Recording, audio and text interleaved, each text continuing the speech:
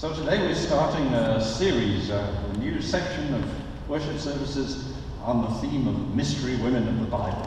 And thanks to our wonderful visuals team who put together these great banners that are swirling above our heads here with different words associated with each of the women we're going to be looking at over the next 8 Sundays. So today, and I know that some of them you've never heard of, so that's good. That's always good. Like today's woman is the Shunammite woman. The Shunammite woman. She's right here, actually. When this one turns around, you'll see it again. Now, you don't need reminding, I'm assuming, that the Bible is a very male book. Amen? It really is. I mean, it's unbelievably male. It presents God as a father and a king, and God works in history mainly through men, and the stories in our Bible are mainly about men. Even the great poetry and music of the Psalms appears to be written largely by men, and by the time we get to the Gospels and we hear about Jesus, Jesus, of course, calls men to be his disciples. The writings are largely by men and about men.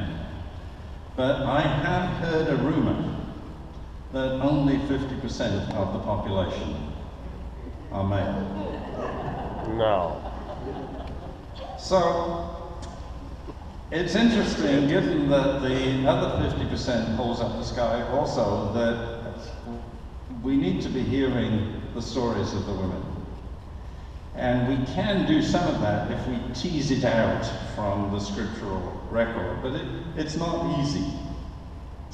I assume that there are indeed an equal number of stories about women of faith through our scriptural tradition that have not been recorded and have not been written down, and cultural attitudes and misogyny have prevented that.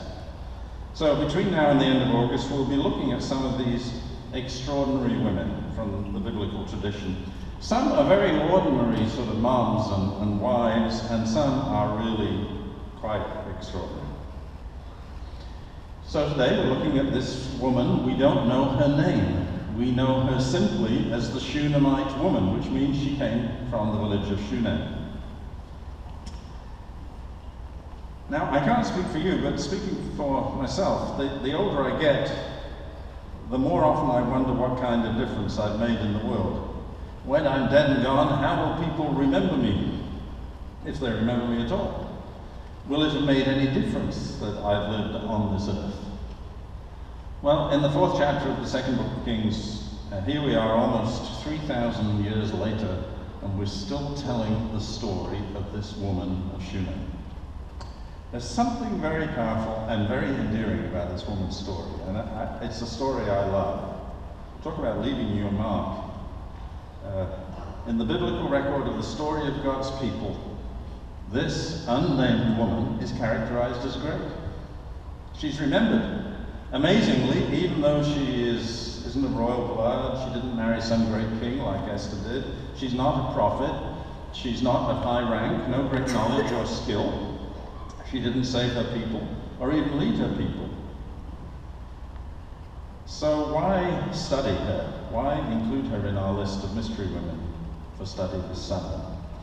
What is it about her that we can draw from, that we can draw inspiration from her? Well, there are several things, I think. Firstly, just very simply, her generosity and her hospitality, number one. The story, as you heard it, is wrapped around the story of the great prophet Elisha. Don't get Elisha confused, by the way, with Elijah, although there are a lot of parallels between their stories. Elisha was like a circuit rider, a Methodist circuit rider, going around preaching from town to town, village to village, and he routinely visited the same places to tell the story of God's life to God's people. They called him a prophet, and clearly he made an impact on this woman, on the Shunammite woman, because she invited him in for dinner, not only once, but repeatedly. She thought it was really cool to have him come and have dinner at her house, right, when he was in town. And in fact, she got to the point where she was so excited about his visits that she said to her husband, "Okay, guy, this is on your honey-do list now. We need an extra room on the top of the house. And not only do we need an extra room, but we need, what was the list? A bed, a chair, a lamp. And there was no IKEA back then. You know, you had to put this all together yourself. How did they do it? So there's nothing particularly special or virtuous about this. It's just what you do when strangers are in town. And I think in our time we've become scared of strangers in town. And certainly my experience of visiting in other countries, often I'm received as an honored guest. It doesn't matter who I am or what I am. It's just the fact that you're there, that you're received and celebrated. We have become so accustomed to being fearful of people who are unknown to us and people who are other and outsiders and foreigners that we've forgotten this extraordinary tradition of hospitality. For this woman, it was very normal to be generous and hospitable. She probably didn't think about it very much. Now, it may have set the neighbors talking, I don't know, but I don't think it would have made the evening news. I think that just the fact that she received him was seen as fairly normal. Now, it may be that this remarkable woman may be the person responsible for ensuring that Elisha is remembered as a prophet. We don't know for sure. But certainly her decision to sponsor his ministry made sure that he was much better known than he would have been otherwise. And she doesn't only welcome him, she says to her husband, this guy is doing something special for our people. So, as I say, they built this extra room on the house so that he always had a place to stay when he came to town. So the second thing I learned from her is her graciousness. The next time Elisha comes to town, there he has a place to stay. And Elisha sends the servant Gehazi, who, by the way, doesn't get very good press in this story. He seems a bit of a dope, quite honestly. Men, by the way, generally don't come out well in this story. You may have noticed this. Yeah. Apparently, it's not deemed appropriate for Elisha to speak with her directly, which is a telling indicator from that time. So he speaks through Gehazi and he says, basically, you've been very generous to me. What can I do in return for you? And the Shunammite woman says, no need. Just having you here is gift, repayment enough. He intimates that he has friends in high places and he could really pull some strings for her. And she says, no need. So, reading between the lines, I think she's a bit embarrassed and even a little offended by his generous offer. I think she wanted to support Elisha, support him personally and support his ministry. And Jewish religion was at a particularly low ebb at this time, so to have a prophet come into the village teaching people and preaching was really a great plus for her. People had forgotten how God had led them out of slavery and into the promise of a new life. The Shunammite woman was apparently a faithful, praying, God-fearing person who wanted her community to be more godly. And Elisha was just the guy who could make that happen. She wanted nothing in return. So, instead of asking the woman, Elisha asked Gehazi what might be an appropriate gift for her. And Gehazi shares the fact that the Shunammite woman had always wanted her son, and her husband, as you know, is what you might call past it. Yes, old, it says in the text, right? So Elisha tells the Shunammite woman that she's going to have a baby, and the baby will be a son.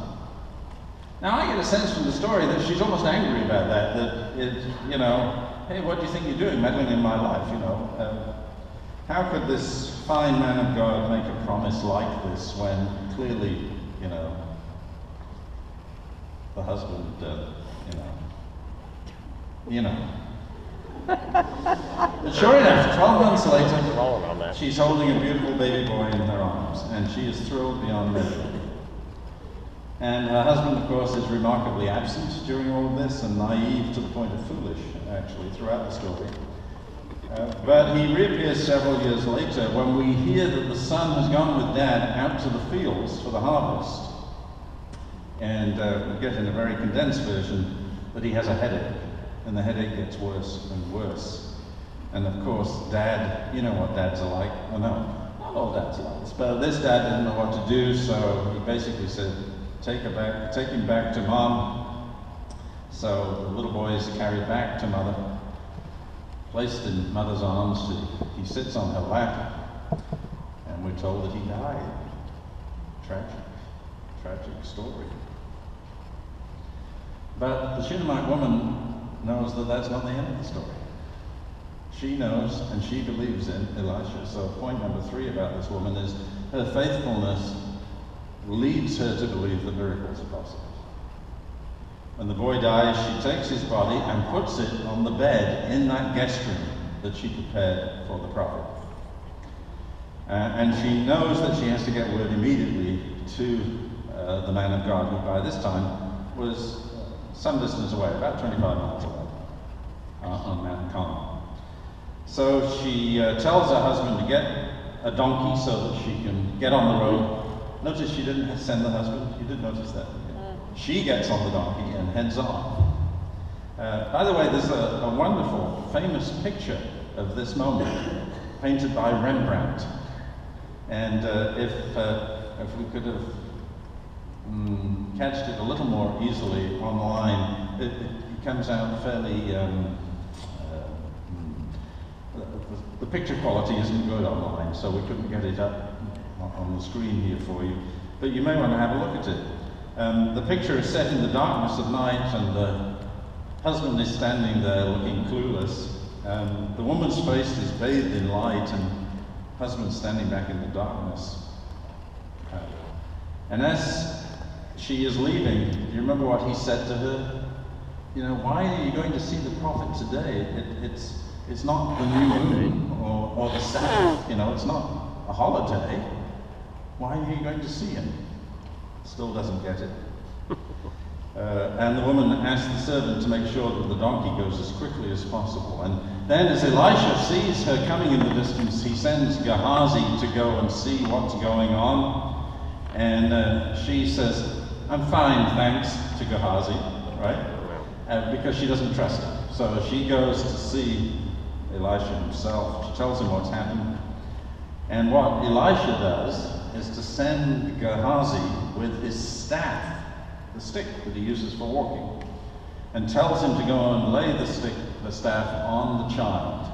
So Gehazi goes, but the Shunammite woman knows this isn't going to work because, you know, Gehazi just, yeah. So what she does is she says to Elisha, that's not good enough, guy. I need you to come. I need you to come and check in on my son. And as they are en route, they hear that the staff placed on the boy's body didn't work. Then we have this extraordinary scene as Elisha goes into the bedroom, and we're told that he lay down on top of the boy's body. He put his mouth on the boy's mouth, his eyes against the boy's eyes. He puts his hands on the boy's hands, and he warms the body with his own body. Then he gets up and paces up and down inside the room and bends over the child again. And we're told, curiously, that the boy sneezes seven times. And as he sneezes, his eyes are open. He's brought back to life. Elisha sends Gehazi to bring the Shunammite woman, who sees her boy's alive, and she's thrilled, and she falls at Elisha's feet in thanks, and she grabs the boy from the bed and leaves the room. And that's the end of our story here. It isn't in the Bible, but in oral tradition we're told that the Shunammite woman's son grew up to be the great prophet Habakkuk, who has a book in the Bible named after him. The symbolism of his retrieving life on Elisha's bed with Elisha's body heat and breath in his nostril makes a very poetic connection between the two great prophets of the Old Testament tradition. But none of this would have happened without the Shunammite woman. None of it would be part of our story. What an amazing woman. At each step of the turn, she had insight and understanding into the events unfolding around her, and she took the initiative. She got on with it and dealt with business. Oh, there's so much I can learn from this woman. I learned about hospitality. I learned about taking the initiative. I learned about reaching out and inviting people into my home and making them feel welcome, not out of obligation, but simply because it's a good thing to do. Amen. Amen. I learned about discerning my community. She knew that not all was well with her community, and she said so, and she did something about it. She knew that somebody needed to take charge, and it wasn't going to be her dodo husband. He wasn't. She devised a plan, and it all centered around Elisha. Thirdly, she knew her faith. She knew that her faith and her prayer could be put into action, and it would make a difference in the world, and she did it. Fourthly, she responded positively to change. She had to deal with circumstances that were totally unexpected, having this baby and having this son. She didn't need to see herself as a victim. She could have made sure that she didn't have a child because her husband was this older man, but no, she went ahead and allowed herself to delight in the birth of this baby. The Shunammite woman reminds me not to get stuck in whining about the problems, but instead look for change and for growth. Life is going to be better. And lastly, she took the initiative. She knew that when the boy got sick and died, that there was only one answer, and that was Elisha. She didn't rest until she got him there. I sense around me in our culture so much passivity, so much waiting and expecting other people to take the initiative. We receive unfiltered information about what's going on in the world, and we tend to follow the herd in responding. We are very passive as a culture. She was not at all passive. She was a go-getter, literally a go-getter. She went and got Elisha to do what needed to be done. Okay, so that's the Shunammite woman. How does she speak to you? Is she a role model for you? Yeah, I feel as though I've known some Shunammite women during my life. Actually, some men have been sort of Shunammite women too. But it fits with the mom style, the mom image. And I am deeply grateful for them and for this woman as a role model for me. So thanks be to God today for the precious gift of the Shunammite woman. Amen. Amen.